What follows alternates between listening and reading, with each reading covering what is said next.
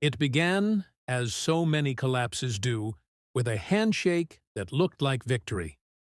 The deal was simple on paper, but explosive in ambition. A $10 billion collaboration between Elon Musk's Neural Star Labs and Donald Trump's private investment firm, Dominion Futures. The mission? Build and deploy VALKYRIE, a next-generation orbital defense system that could predict international threats using artificial intelligence and real-time atmospheric surveillance. For Musk, it was an opportunity to fuse his passions, space, AI, and human survival, into one unified platform. For Trump, it was a chance to reinsert himself into global relevance, to stand not just as a businessman or former president, but as the architect of tomorrow's digital weapons. The launch was quiet. No press, no photos, just two signatures and a whisper of power. But underneath, something darker brewed. 3 months into the project, Musk began noticing things that didn't add up. One morning, his internal security team flagged a duplication of VALKYRIE's neural sync logs, a mirror version found on a third-party server in Switzerland. Days later, an early prototype of VALKYRIE's behavioral mapping module surfaced in a leaked presentation at a defense conference in Dubai, an event neither Neural Star nor the U.S. government had authorized. At first, Musk thought it was an internal leak, but the deeper his team dug, the clearer the pattern became. The access logs, the mirrored code, the untraceable server routes all pointed to one source: Dominion Futures. He confronted Trump during a closed-door meeting in Miami. Musk brought documents, evidence, diagrams. Trump brought a smirk. "You still think this is about saving the world?" he said, sipping iced tea. "Elon, I'm not interested in tech. I'm interested in leverage." Musk walked out of the meeting without a word. His silence was not surrender. It was calculation. 2 weeks later, on February 9, 2024, Elon Musk filed a federal lawsuit in the U.S. District Court of New York. The allegations were staggering: breach of fiduciary trust, sabotage of classified defense technology, unauthorized foreign transfer of intellectual property, obstruction of national security protocol. The court filing was over 300 pages and supported by a digital archive that included blockchain transfers, private messages, satellite data logs, and whistleblower statements. The media named it the $10 billion betrayal. Trump responded within hours, launching a flurry of denials across Truth Social. Elon Musk is a glorified coder who thinks he runs the world. He lost control of the project and now wants someone to blame. Pathetic. But public sentiment began to shift. Leaked documents showed Dominion had created 3 offshore firms tied to known foreign defense buyers. Funds flowed through crypto exchanges in Belarus and Kazakhstan. One of the shell companies, Techmar Holdings, had purchased secure orbital access through an untraceable Dubai intermediary, using VALKYRIE-related protocols. Inside the courtroom, Judge Loretta Shields, known for her tenacity and iron rulings, took her seat. Cameras were banned, but transcripts would be released, and journalists packed every bench. Musk's legal team, led by Ava Rosenthal, a former federal prosecutor for cybercrime, approached the trial like war. Trump's defense team, led by Derek Sloan, leaned into political theater. Opening statements pulled no punches.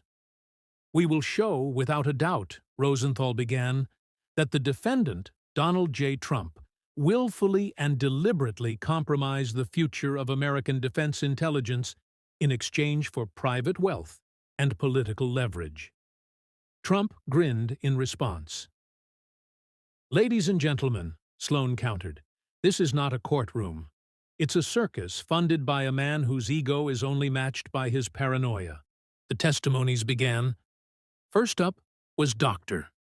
Marla Jin, Neural Star's lead AI architect and the woman behind Valkyrie's threat prediction core. She stood with quiet confidence, her tone clinical, detached. The neural pathways were designed to detect anomalies in human behavior before violence occurred, she explained. But something was altered. Additional branches were injected into the system, branches that allowed it to respond to inputs from unauthorized sources. She provided a line of code, line 4172, a section never meant to exist, with encryption matching Dominion's back-end admin console. It wasn't just stolen, she said. It was modified by someone who understood what they were doing. Cross-examination tried to undermine her credentials, but Dr. Jin's experience in government black labs and MIT-backed neural warfare programs made her unimpeachable. Then came Nathan Woods, a mid-level engineer from Dominion. He testified that he was flown to Dubai under the guise of a conference, only to be placed in a closed-door meeting with Russian and Saudi advisors. They asked me if Valkyrie's targeting algorithm could be reversed, turned into a suppression tool. When I hesitated, I was reminded that my contract didn't protect whistleblowers. He said he left the meeting shaken and filed a confidential report, only to be demoted the next day and issued a warning: stay loyal, or disappear. The courtroom was still. Every juror stared forward. Even Trump looked uneasy. Then, the evidence avalanche began. On day 12 of the trial, Ava Rosenthal brought out the bombshell. A digital recording, authenticated by forensic analysts, played in court a private voice memo recovered from a Dominion board member's device during a subpoena raid. Trump's voice filled the courtroom. "We're not selling weapons. We're selling possibility. Elon doesn't understand that. If we let a few lines of code leak, what's the worst that happens? They build their own Valkyrie? We'll just sell then the next version." Gasps filled the room. The voice memo didn't just implicate Trump, it proved intent. The jury heard not just a man ignoring the risks, but orchestrating the betrayal. Sloan demanded it be thrown out. Judge Shields ruled the recording admissible. That same day, Milo Reyes, a reclusive white-hat hacker recruited by Musk, testified under protection. His specialty? Tracking and exposing digital signatures buried deep in neural code. Using a sandbox replica of Valkyrie's current framework, Milo ran a live demo before the court. He isolated a backdoor entry labeled /mirror.sync/echo.bypass, designed to override key predictive decisions from external remote nodes. The IPs pinged back to servers in St. Petersburg, Riyadh, and Ankara.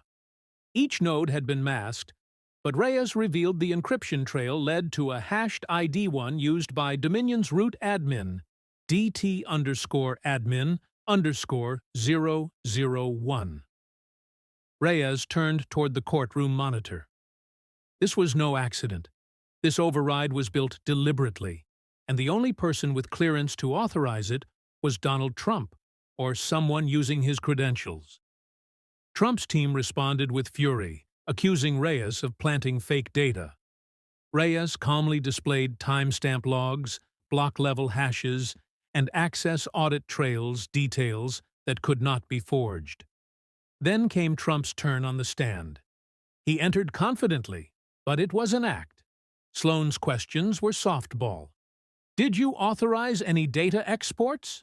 "Absolutely not." "Were you aware of any Dominion foreign deals?" "I delegate that. I'm not a micromanager."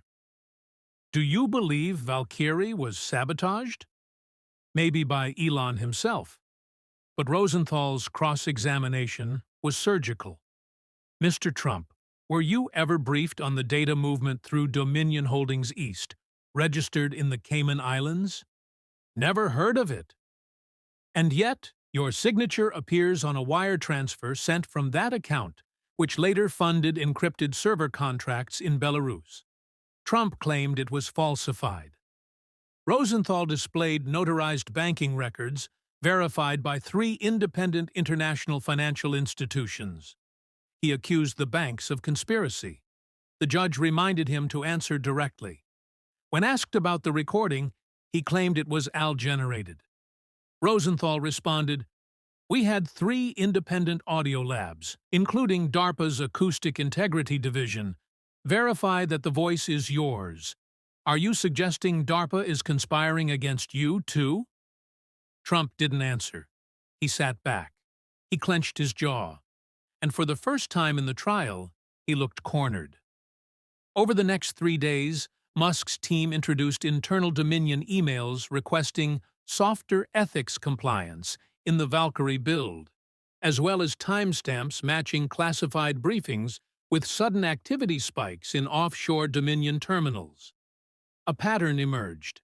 After every confidential neural star milestone, within 48 hours, a mirrored variant of that code was accessed in foreign jurisdictions.